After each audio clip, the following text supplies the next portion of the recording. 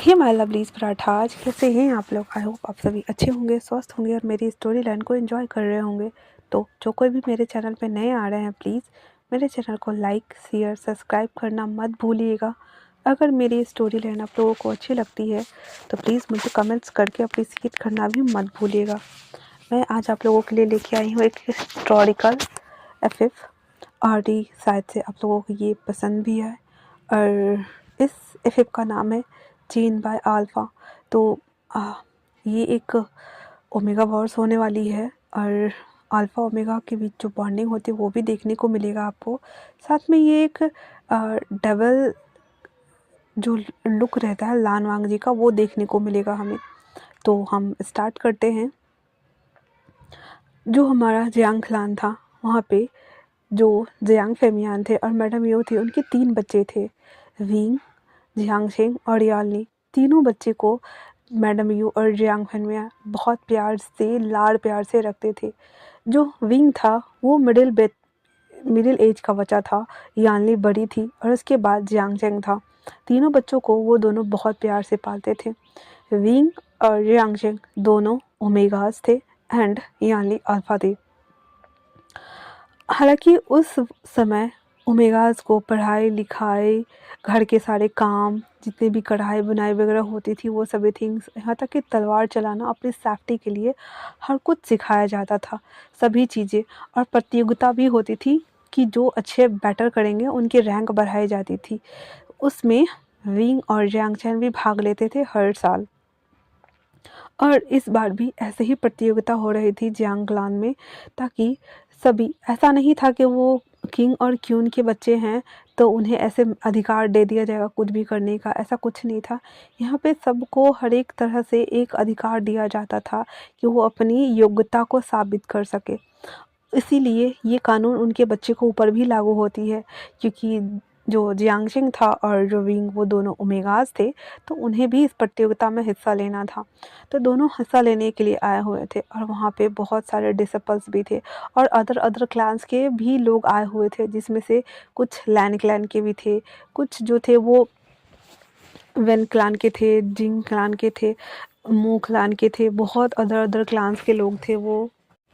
और सभी लोग अपने अपने योग्यता के अनुसार वहाँ पे जो चिट्ठी होती है वो डालते हैं, स्क्रॉल पट्टा बोला जाता है उसे, वो डालते हैं ताकि वो लोग सेलेक्ट कर लिए जाए। उसमें विंग और जियांगचैंग भी डालते हैं। सभी लोगों को नकली डेमन से फाइट करना होता है। वो डेमन हालांकि जो वहाँ पे जितने भी जैसे क्लान्स हो गए ना, 5 क्लान्स में से जो सबसे बड़े अधिकारी होते थे वो लोग अपनी छाया के द्वारा, अपनी स्पिरिचुअल पावर के द्वारा वहाँ पे नकली वेपन्स को तैयार करते थे, जैसे कि 3D गेम में होता है वैसे ही वहाँ पे वो लोग भेजते थे और उन लोगों से लड़ते हुए उस पड़ाव को पार करना होता था। और ये साथ ही के साथ ही कर सकते थे। तो ऐसा जियांगचेंग और विंग को भी दिया गया था क्योंकि दोनों पार्टनर्स थे।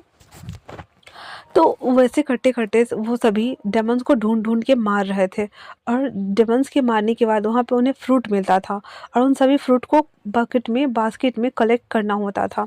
और ये एक गेम तरह का प्रतियोगिता ही था। ऐसा सभी लोग करते थे और जिसके बाद उन लोगों को ऐसे पुरस्कार दिया जाता था और भी बहुत अदर थिंग्स करने को कहा जाता था और उन लोगों की ग्रेड बताई जाती थी कि वो लोग कितने सक्षम हैं और कितना कुछ उन लोगों को सीखना है। सभी क्लान्स के लोग वहाँ पे मौजूद थे और सभी लोग मार रहे थे, सभी कुछ कर रहे थे वहाँ पे। उसके बाद वो जब प्रतियोगिता ख़त्म होती है तो अनाउंसमेंट होता है कि कौन फर्स्ट सेकंड थर्ड आया था। तो सबसे पहले तो हमारा विंग और जियांगचैंग दोनों ही फर्स्ट रैंक पर आए थे। उसके बाद जिन क्लान, उसके बाद बेन क्लान, उसके बाद मू क्लान था। वो सभी लैन क्लैन भी थे, लेकिन सभी अदर डिसिपल्स की वजह से वो लोग कम रैंक लाए थे। लेकिन सबसे हाईएस्ट रैंक विंग और जियांगचैंग का था, क्योंकि उन्होंने उन दोनों ने मिलके बहुत सारे डेमन्स को मारा था। उसके बाद उन दोनों को अपनी अपनी पावर बताई जाती है और उन्हें एक बहुत बड़ा स्पिरिचुअल एक क्रिस्टल बोल सकते हो जो दिया जाता है, ताकि अगर ये आपके पास रहेगी तो आपके पावर को इन्हेंस करेगी और आपकी शक्ति को और भी डेवलप करने का मौका मिल सकेगा। ये दोनों जियांगशिंग और विंग ये पाकर के बहुत ज़्यादा खुश थे। वो लेने के बाद वो सभी एल्डर्स को ग्रीट करते हैं एंड देन अपने अपने जगह पे आके खड़े हो जाते हैं। ये सभी थिंग्स ख़त्म हो गई थी। उसके बाद जो लैन क्लैन के जो गुरु थे वो आते हैं, जो कि लैन किरैन थे, वो फ़िलहाल से अभी वहाँ के किंग। और आने के साथ कहते हैं जैसा कि आप लोगों को अपनी अपनी पावर्स मिल गई है और आप लोगों को अपनी योग्यता जो आप लोगों ने सिद्ध किया है उस हिसाब से आप लोगों को ये पुरस्कार मिला है। इसकी पावर अलग अलग तरह से है। ये किसी चीज़ को हील कर सकता है, किसी चीज़ को सोख सकता है, आपकी शक्ति को दोगुना बढ़ा सकता है, किसी बुरी फोर्स को अपनी तरफ रोक सकता है। अब आखिरी पड़ाव एक डेमन है जो कि जंगल में है और वो भी इसी तरह के खेल प्रतियोगिता के जैसा ही है। वहाँ पे आप सबको अपनी योग्यता दिखानी होगी और उन सबको मारना होगा। पर हाँ, ध्यान रहे बाधित क्षेत्र में कोई भी नहीं जाएगा। इतना बोल करके और सभी को आज़ाद कर दिया जाता है। जियांग और विंग अपनी पावर्स को अपने अंदर अब्जॉर्ब करा लेते हैं और उसके बाद वो लोग भी अपना अपना तीर कमान लेके निकल जाते हैं उस डेमन को मारने के लिए, जो कि एक ड्रैगन था और वो पानी में था और सबको उसे पानी से बाहर निकाल के मारना था। तो वो सभी लोग वहाँ पे चले गए थे मारने के लिए। विंग जो कि बहुत ही ज़्यादा नटखट और शरारती बच्चा था, सबको बोला गया था कि बाधित क्षेत्र में कोई नहीं जाएगा और तो और कहीं इधर-उधर ध्यान नहीं भटकेगा, क्योंकि ध्यान भटकाने वाला कोहरा जो कि कुछ आवाज़ें आती हैं और ऐसा एल्डर्स का कहना था। कभी इन लोगों ने वो चीज़ देखी नहीं थी, लेकिन एल्डर्स का कहना था कि ध्यान भटकाने वाले कोहरे में कोई आवाज़ आती है जिसे वो पुकारता है, बट वहाँ किसी को नहीं जाना है। और कौन है वहाँ, क्या है, किसी को कुछ भी पता नहीं है। यही सारी बातें उन लोगों को बताई गई थी, इसके अलावा कुछ भी नहीं कहा गया था।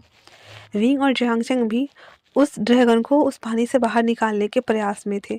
अगर वो पानी से बाहर आएगा तभी तो उसे मारा जाएगा ना, पर कुछ भी असर नहीं हो रहा था।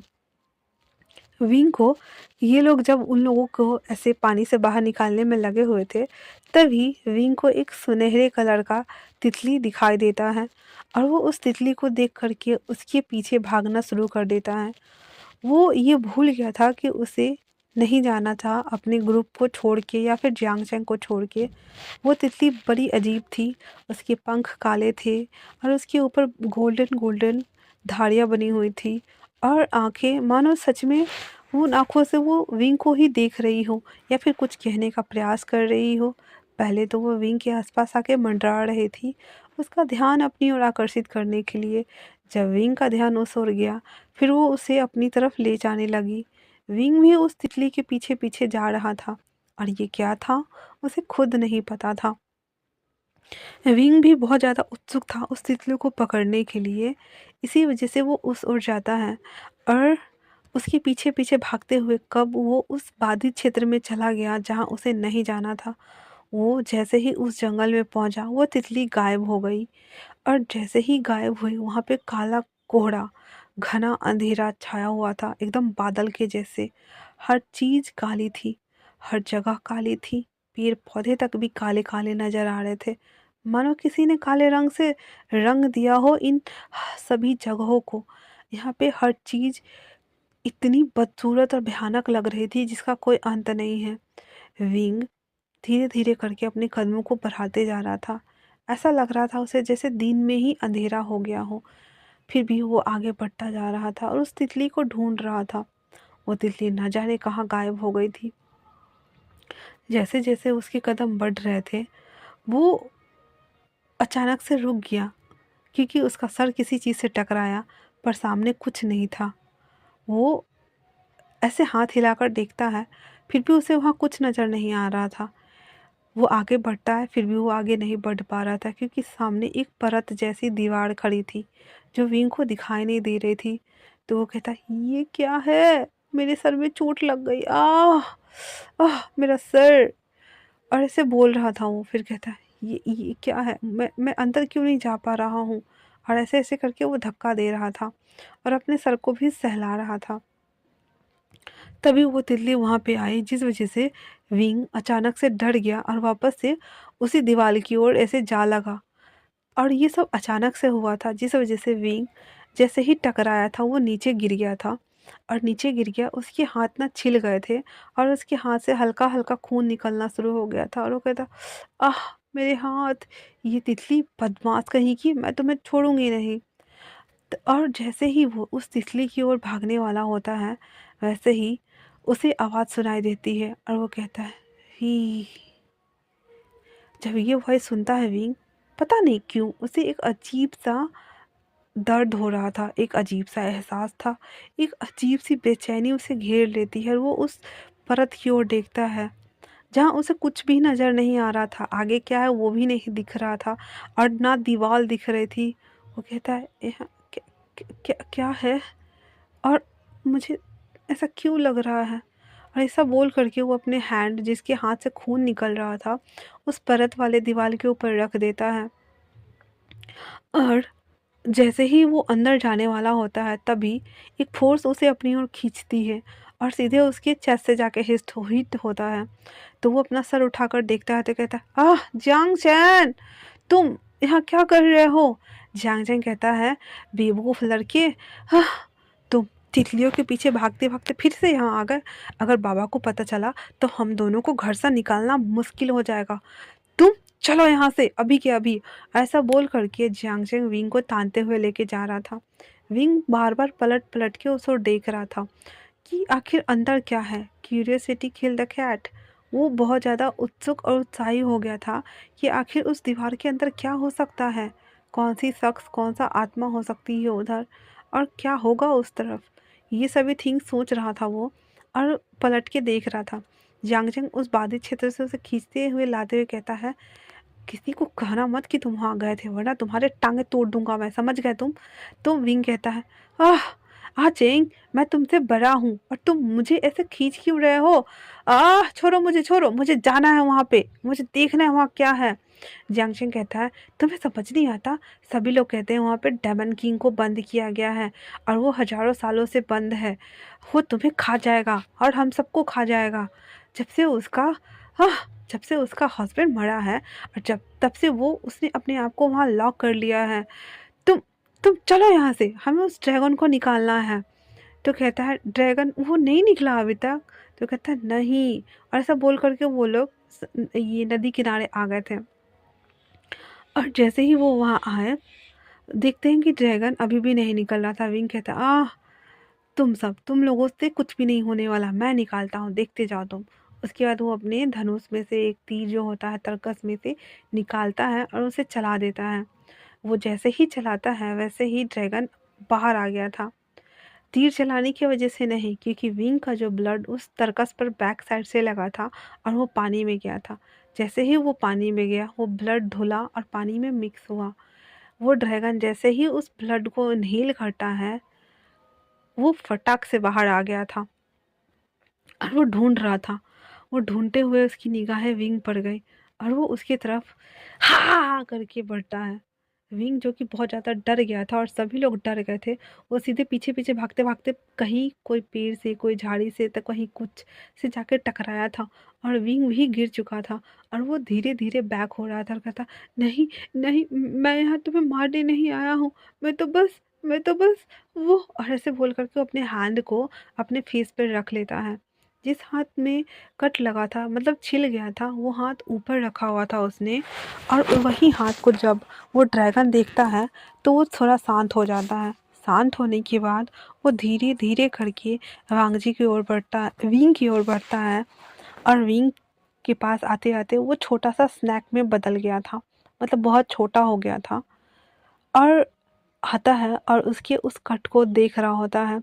वो जैसे ही उसके पास आने वाला होता है, विंग बैग जाते हुए कहता है नहीं नहीं नहीं नहीं नहीं, please please please please please, मुझे मुझे मुझे मत मत मत खाना। मैं तुम्हें मारने नहीं आया हूँ, प्लीज़ प्लीज़ प्लीज़। बट वो ड्रैगन जो था वो और भी उसके करीब आता है और उस ब्लड को ऐसे स्टेन पे अपने लिप्स को रख देता है, जिस वजह से जहाँ कट लगा था विंग को वो सभी जगह हील हो जाती है। विंग ये देखकर बहुत ज़्यादा हैरान था और कहता है ये क्या हो गया और ये कैसे हुआ। फिर वो ड्रैगन वापस से पानी में चला जाता है और बहुत बड़ा बन जाता है। जैसा था वो उससे भी विशाल बन जाता है। उसके दो सींग बाहर आ गए थे, उसके ऊपर फर लग गए थे, उसके पास पंख भी था जिसे वो उड़ सकता था। वो सभी थिंग्स थी। तो विंग कहता है ये क्या है और मेरे साथ इसने ऐसा क्यों क्यों किया। हाँ। और ऐसा बोल करके और वो वहाँ खड़ा होकर के उस ड्रैगन को देख रहा होता है। सभी लोग डर के मारे भाग गए थे। चांग-चंग भी आता है और विंग को खींचते हुए वहाँ से ले जाता है। विंग जो कि बार-बार उस ड्रैगन को देखे जा रहा था और भागे जा रहा था। चांग-चंग कहता है, विंग चलो जल्दी यहाँ से, वरना ये ड्रैगन हमें खा जाएगा।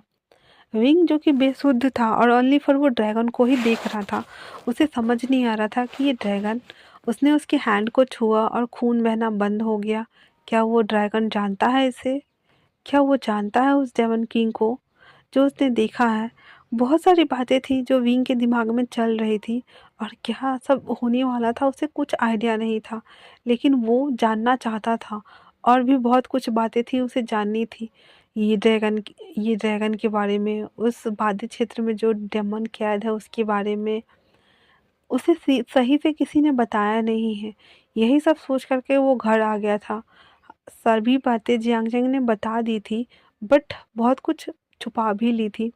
विंग जो कि चुपचाप से खड़ा था, वहाँ जियांग फिंग आके पूछते हैं, बेटा क्या कोई बात है तो तुम मुझसे शेयर कर सकते हो, हम तुम्हारे माता पिता हैं और हम नहीं समझेंगे तुम्हारी बातों को तो कौन समझेगा। विंग कहता है, नहीं ऐसा कोई बात नहीं है बाबा, मैं बिल्कुल ठीक हूँ। इतना बोल करके वो अपने कमरे में चला जाता है। अपने कमरे में जाने के बाद उसे पुरस्कार के तौर पे जो क्रिस्टल मिला था वो उसे अपने हाथ से बाहर निकालता है अपनी पावर से और उसे देखता है और कहता है, तुम तुम तो सभी थिंग्स को जानते होगे ना, फिर वहाँ कौन रहता है? और वो ड्रैगन ड्रैगन मुझे देख के डरा क्यों नहीं? क्या मुझे जानने का मौका नहीं मिलेगा? इतना बोल करके खुद से ही और वो वहीं पे लेट जाता है। कुछ देर सोने के बाद जब वो सोया हुआ था तो उसे नींद में एक सपना आता है। एक काली गुफा है जिसके अंदर एक शख्स जिसे जंजीर से बांधा गया है और वो, उसके बाल खुले हैं, उसने अपना चेहरा नीचे झुकाया हुआ है, उसके कपड़े किसी किंग की तरह हैं जो कि पूरे ब्लैक अटायर में है और वो अपनी आंखों को बंद किए ही बड़बड़ा रहा है, वी वी वी। ये सभी थिंग्स जैसे ही विंग के दिमाग में आते हैं उसके सपने में और पॉप अप होता है, वो फटाक से उठ के बैठ जाता है और अपने आप को देखता है बेड पर बिल्कुल सही सलामत। वो कहता है, हाँ थैंक गॉड, ये क्या क्या था और मैं इस तरह का सपना कैसा देख सकता हूँ?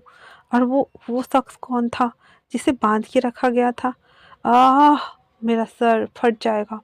इतना बोल करके अरविंद जैसे ही आंखें मलते हुए बाहर आता है तो देखता है कि सामने सामने का नज़ारा ही बदला हुआ है।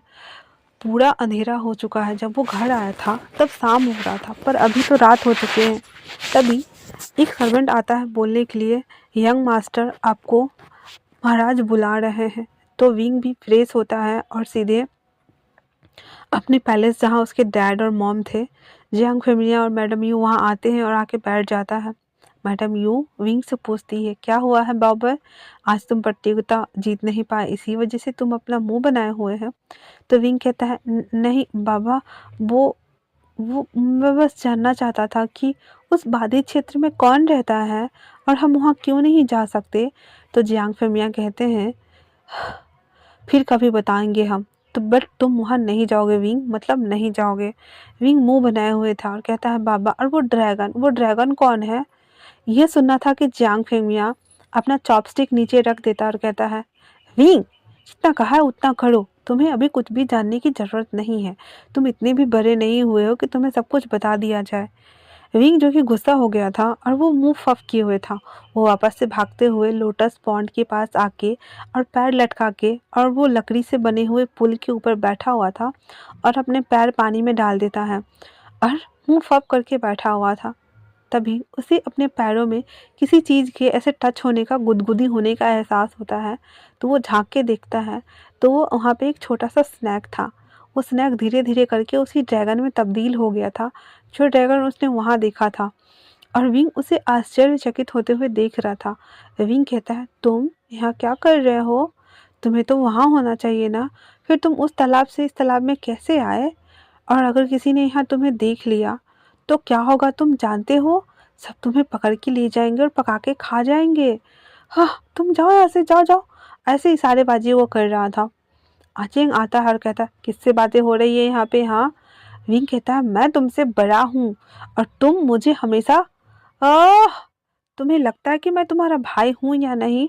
तो आचिंग कहता है, बिल्कुल भी नहीं।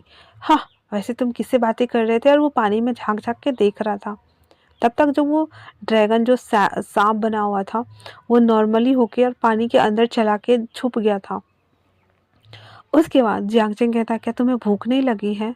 विंग कहता है, भूख तो लगी है, पर बाबा के डांट से ही पेट भर गया। हाँ, और अब मुझे कुछ नहीं खाना। तो जियांगचेंग जल्दी से एक लोटस का जो सीड होता है ना, जो लगा रहता है, वो ऐसे नोचते हुए उसे बढ़ाते हुए कहता है, तो ये खा लो। तो विंग कहता है, ना बाबा ना, इसे ना हाथ से ऐसे छुड़ाते छुड़ाते खोलते खोलते ना हाथों में दर्द हो जाती है, तुम ही करो। इतना बोल करके वो दूसरी तरफ मुंह कर लेता है और उस जो ड्रैगन वाला स्नेक था ना, उसे ढूंढने लगता है। उसे वो कहीं नहीं मिल रहा था। उसके बाद फिर वो दोनों वहाँ पे बैठे मस्ती करते हैं, बातें करते हैं, सब कुछ करते हैं। उसके बाद जो विंग और वांगजी है वो वापस घर आ जाते हैं। घर आने के बाद हालांकि उसने मुंह फफ किया हुआ था, तो देखते हैं कि उसके माता और पिता उसके रूम के बाहर खड़े हैं और कुछ सर्वेंट हाथों में ट्रे वगैरह को पकड़े हुए था। तो विंग मुंह बनाते हुए आता है, कहता क्या? तो उसके बाबा कहते हैं, मैंने तुम्हें थोड़ा डांटा क्या? तुम तो गुस्सा होके ही चले आए। क्या तुम सारा गुस्सा खाने पे निकालने वाले हो विंग? क्या तुम्हें भूख नहीं लगा है? विंग कहता है, बिल्कुल भी नहीं, मुझे नहीं खाना, और आप ये सब थिंग्स ले जाइए। तो जियांग फुमिया कहते हैं, बेटा हम तुम्हें सब कुछ बताएंगे आराम से, ठीक है ना? फिर वो उन दोनों को अंदर लाते हैं और वो दोनों नॉर्मली कपड़ों को जो पहनी हुई थी उसे खोलती है